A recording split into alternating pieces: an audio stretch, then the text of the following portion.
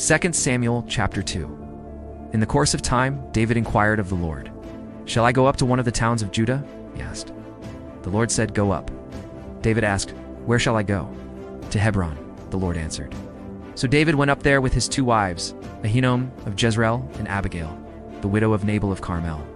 David also took the men who were with him, each with his family, and they settled in Hebron and its towns. Then the men of Judah came to Hebron, and there they anointed David king over the house of Judah.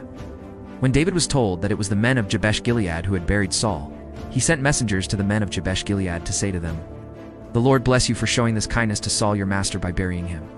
May the Lord now show you kindness and faithfulness, and I too will show you the same favor, because you have done this.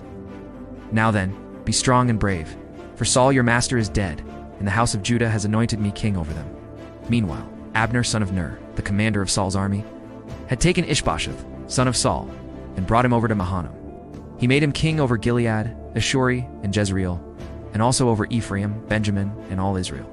Ish Bosheth, son of Saul, was 40 years old when he became king over Israel, and he reigned 2 years. The house of Judah, however, followed David. The length of time David was king in Hebron over the house of Judah was 7 years and 6 months. Abner son of Ner, together with the men of Ish Bosheth, son of Saul, left Mahanaim and went to Gibeon. Joab, son of Zeruiah and David's men went out and met them at the pool of Gibeon.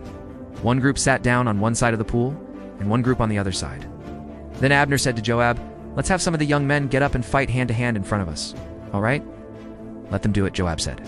So they stood up and were counted off 12 men for Benjamin and Ish Bosheth, son of Saul, and 12 for David. Then each man grabbed his opponent by the head and thrust his dagger into his opponent's side, and they fell down together. So that place in Gibeon was called Helkath Hazzurim. The battle that day was very fierce, and Abner and the men of Israel were defeated by David's men. The 3 sons of Zeruiah were there, Joab, Abishai, and Asahel.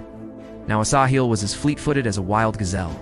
He chased Abner, turning neither to the right nor to the left as he pursued him. Abner looked behind him and asked, "Is that you, Asahel?" "It is," he answered. Then Abner said to him, "Turn aside to the right or to the left. Take on one of the young men and strip him of his weapons." But Asahel would not stop chasing him.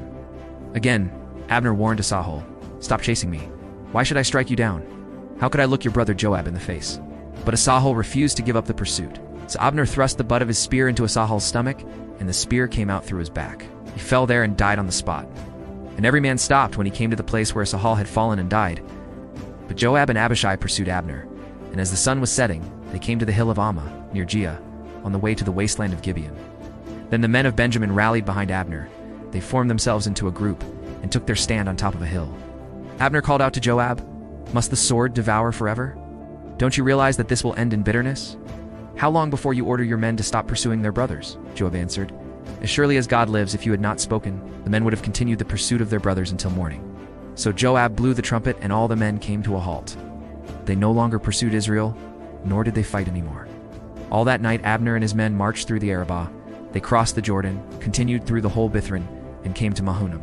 Then Joab returned from pursuing Abner and assembled all his men. Besides Asahel, 19 of David's men were found missing. But David's men had killed 360. Benjamites who were with Abner, they took Asahel and buried him in his father's tomb at Bethlehem. Then Joab and his men marched all night and arrived at Hebron by daybreak.